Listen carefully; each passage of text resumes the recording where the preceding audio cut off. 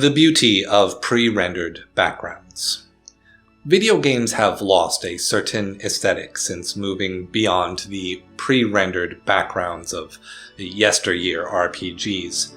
Growing up with the turn from the 2D pixel graphics era of Capcom fighting games to the era of fully 3D mascot platformers kicked off by Mario 64, I cut my teeth on games that bridged the gap of digital art styles. There were many games that achieved greater graphical fidelity than either method could achieve by mixing their approach. Games like Resident Evil, Parasite Eve, Final Fantasy VII, and later games like Final Fantasy X, Chrono Cross, and Baiten Kaitos.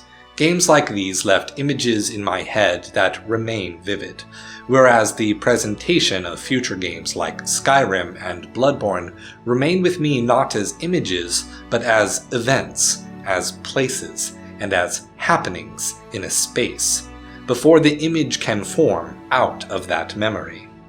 Having beautifully hand-painted backgrounds, or 3D environments built from 3D objects then rendered as a series of JPEG collages, allowed games to have visually impressive environments within the limited memories and processing powers of consoles and PCs of the time. Well, I say limited, but we should not discount that these were the strongest commercial computers available at the time. Invisible collision boxes would be laid over these handcrafted images to allow the 3D models of characters to move around the picture, as though the illusion of space created by light and shadow was in fact real. In film, they say every frame is a painting, yet including movement into the experience changes that experience. Animation, even those drawn frame by frame, often aren't concerned that each frame is a perfectly composed singular image. Rather, they focus on the motion of the final product, which often requires smears, tweens, and plenty of squash and stretch. Yet, in a single illustration, there is motion. Shapes and forms are meant to guide the gaze of the viewer around a canvas. A vanishing point draws the eye to the center. A golden ratio leads the eye around a perimeter, and an S-curve sends the eye up and down the body, and contrast highlights the main subject of a piece. Now imagine the composition in a game, with a character that literally runs across the canvas. The characters themselves become the focal point. The contrast of polygons creates the center of focus. The movement of your fingers on the keys trace the major lines, scraping the corners of minor lines to find hidden items. As a player character, I don't just get to live in the fantasy of the story, but within a world that is itself a painting. Not even the painting-based levels of Mario 64 nor Dark Souls can deliver on that feeling. In modern 3D environments, vast and sprawling as an artistry all its own, my experience is different. I relate to the virtual space in much the same way that I relate to hiking on nature trails or through my local mall. I relate to modern 3D spaces with my body.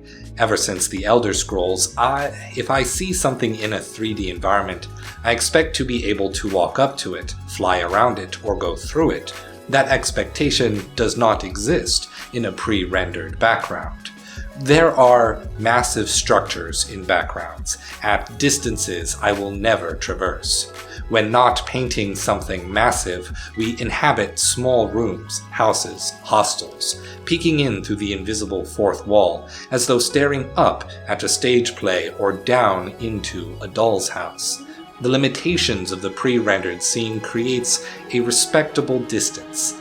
Lived-in homes have shelves the character will not touch, natural or man-made wonders that will dwarf the character's presence in the scene. Because of that distance, I can only relate to pre-rendered cutscenes as I would illustrations in a museum. Yet, one step closer thanks to my fingers intuitively connecting me to the character and grounding me on the digital canvas. Every detail matters in this context. A digital light places me in an ethereal mist or on a lonely street corner. A weather vane with a 2-frame animation fills the painting with wind. A white particle effect in front of a player character's mouth can turn the warm-colored orange, reds, and purples of autumn into near frigid air that I would feel if present. Distorting and waving the painting submerges the player underwater, just as there is a distance to the aspects of the illustration that must remain out of reach. Manipulation of the frame creates an intimacy that 3D games often forego in the interest of having solid, high-resolution models.